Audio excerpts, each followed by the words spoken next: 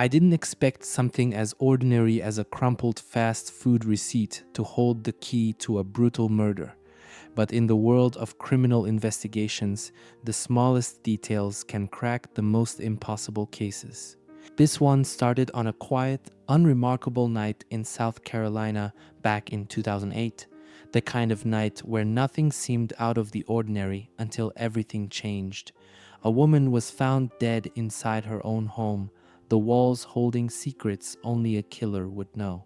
At first glance, the crime scene seemed almost too perfect. There were no shattered windows, no signs of forced entry. The victim's belongings were untouched, no ransacked drawers, no missing valuables. It was as if the killer had walked in, committed the crime, and vanished without a trace. No fingerprints, no eyewitnesses, no security cameras. The case was slipping toward the edge of becoming another unsolved mystery. And then detectives found it. Not a weapon, not a bloody footprint, but a KFC receipt. It lay crumpled near the trash can, dismissed as nothing more than garbage, but something about it caught an investigator's eye. The timestamp. It was printed just hours before the estimated time of death. And that one insignificant piece of paper, something most of us wouldn't think twice about, was about to unravel the entire case. The victim was a woman in her 40s, a familiar face in her small town. The kind of person everyone knew, but few truly noticed until now. She had a quiet life, built on routine. Every morning, she followed the same path to work. Every evening, she made her usual stop at a local convenience store for a lottery ticket, never missing a day, always hopeful for a win that never came. Sundays were for church, and every single night she locked her doors before going to bed. She wasn't reckless. She wasn't the kind of person to invite danger into her home. And yet, danger had found her anyway. When police arrived at her house that night, they expected the usual signs of struggle: a shattered lamp, overturned furniture, anything that pointed to a break-in. But everything was undisturbed. No broken locks, no forced entry, no desperate fight for survival. Instead, there was an eerie stillness, as if the house itself was holding its breath. It was as if she had willingly let her killer in. But why? And who had been with her in those final moments? Investigators scoured her home for clues, searching for anything that could point to a motive or a suspect. At first, nothing stood out. No signs of a robbery. Her purse sat on the kitchen counter, untouched. Cash and credit cards still inside. Valuables were in plain sight, undisturbed. If someone had broken in to steal, they had left empty-handed. But the brutality of the attack told a different story. This wasn't a crime of opportunity.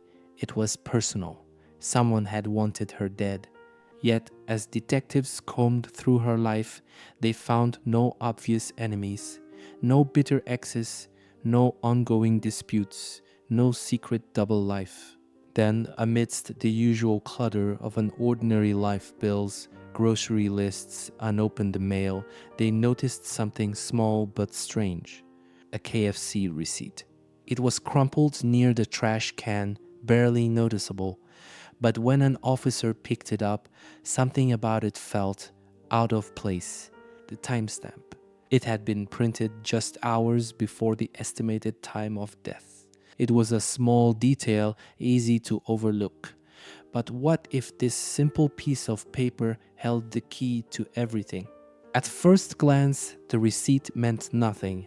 A leftover from dinner, a meaningless scrap of paper. But the more detectives thought about it, the more unsettling it became. Had she gone to KFC alone that night? If so, had someone followed her home? Or had she been with someone? Someone she trusted enough to let inside? The receipt had a location just a few miles away. If she had been there, maybe there were cameras. Maybe there was someone who remembered seeing her.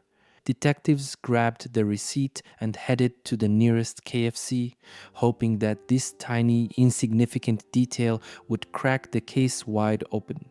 The KFC was like any other bright fluorescent lights, the smell of fried food lingering in the air, employees moving mechanically behind the counter. It was just another shift, another night, and for the cashier, nothing had stood out. At first, the detective's questions led nowhere. The cashier barely remembered the night in question.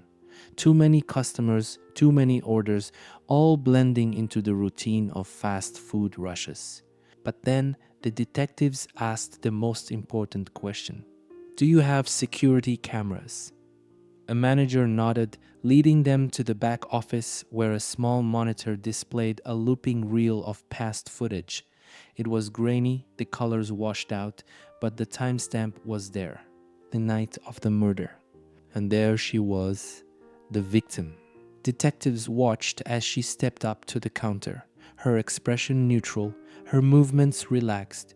She didn't seem distressed, didn't seem like someone afraid for her life. But then they saw something else. She wasn't alone. Right behind her, standing just a few feet away, was a man. And he wasn't just another customer waiting his turn. His body language told a different story close, too close. His gaze flicked toward her, not in a casual, passing glance, but with intent. Then she turned slightly, said something to him, and smiled. This wasn't a stranger. Detectives leaned in closer, trying to get a better look. The footage wasn't high definition, but the shape of his face, his clothing, his stance, it was enough to know one thing. She knew him. And if she knew him, then maybe he was the last person to see her alive. Detectives leaned in, watching the screen as the grainy footage played out. The woman paid for her order, grabbed the brown paper bag of food, and turned to leave. But before stepping away from the counter, she looked up at the man behind her. She said something too quiet for the cameras to pick up, and then she smiled. It wasn't the kind of forced, polite smile you give a stranger in line. It was familiar, comfortable, a sign of recognition. The man responded with a slight nod, and then, as she walked toward the door, he followed, not hesitantly, not by accident, with purpose.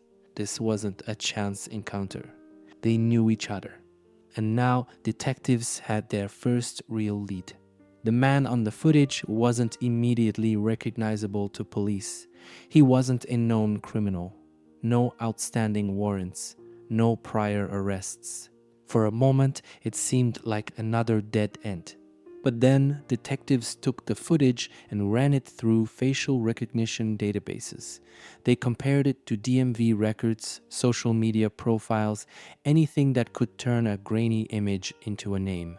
And they found one. A name that meant nothing to law enforcement until they started digging. That's when they uncovered something chilling. A pattern. And a history that, until now, had been ignored. The man had no history of violent crime, at least not on paper. But as detectives peeled back the layers of his past, a disturbing pattern emerged.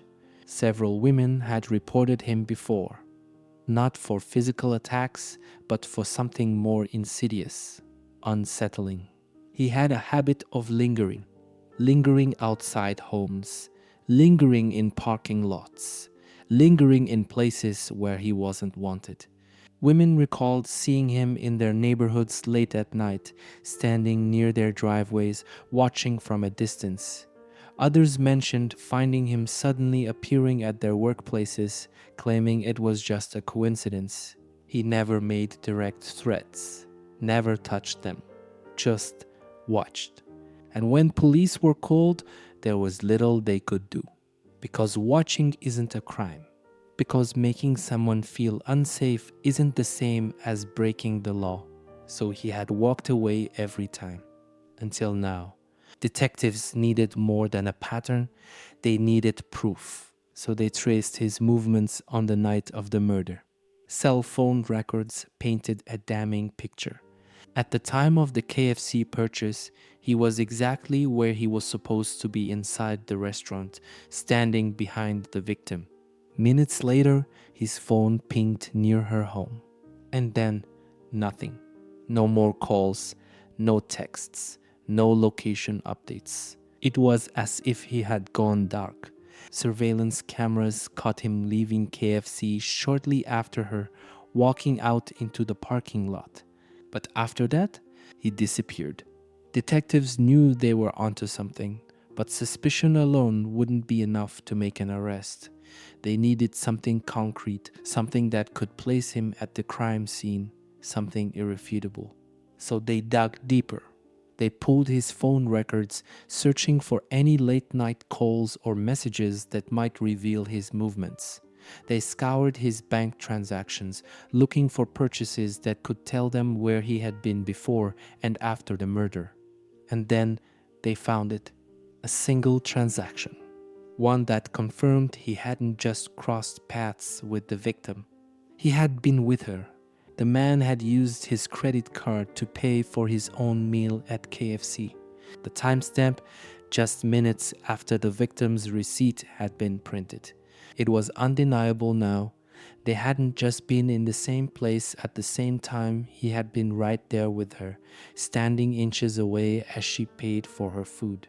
The last known moments of her life weren't spent alone. And now detectives had proof. But what they didn't have was an answer to the biggest question of all. What happened after they left? Detectives didn't waste any time. They had enough to bring him in for questioning, and they wanted to see how he would react. When he walked into the interrogation room, he looked calm, maybe even a little smug, like this was all just a misunderstanding, a minor inconvenience he would soon walk away from. He didn't ask for a lawyer, didn't seem nervous. And when they asked about the victim, his response was casual. He barely knew her, he said, just a passing acquaintance. Maybe they had exchanged a few words, but that was it. Nothing more. He had never been to her house, had no idea what happened to her. Then they pulled out the receipt. His demeanor shifted the moment he saw it. That easy confidence, the nonchalant attitude drained from his face. He sat up straighter, his fingers tapping the edge of the table, his eyes darting between the detectives and the paper in front of him. He stammered, tried to explain, said it was just a coincidence. Yeah, I was there. I mean, a lot of people eat at KFC, right? But there was no explaining away the surveillance footage. The images told a story he couldn't deny. He had stood behind her in line, had spoken to her, had followed her out, and now detectives had him exactly where they wanted him. For a while, he held his ground. He tried to act like none of it mattered, like detectives were wasting their time, like this was all some big misunderstanding. But the pressure was mounting. They went over the receipt again, the surveillance footage, the cell phone data that placed him near her home. They laid it all out piece by piece until the walls started closing in. And then something shifted. His breathing changed, his shoulders tensed, his gaze dropped to the table. And finally, he cracked. He admitted he had gone home with her that night, said she had invited him over, said they had just talked, nothing more. According to him, he had left after a while. No argument, no violence, no crime. Just two people sharing a conversation, and then he went home. But forensic evidence told a different story. The crime scene had been clean, almost too clean, but detectives knew where to look. And when they did, they found what they needed: traces of his DNA under her fingernails. It wasn't the kind of DNA that could be explained away. It wasn't from a handshake, wasn't from brushing against her by accident. It was the kind that told a darker story, a struggle, a desperate fight for survival. She had fought back, And now detectives had the proof. Just like that, the case wasn't cold anymore. It was over. And for the man who thought he had gotten away with murder, time had finally run out. The trial was swift, but it carried a weight that was impossible to ignore. The courtroom was packed family members, reporters, even townspeople who had never met the victim but had followed the case from the moment it hit the news. The atmosphere was tense, the kind of silence that made every shuffle of paper and every breath feel amplified. The prosecution wasted no time.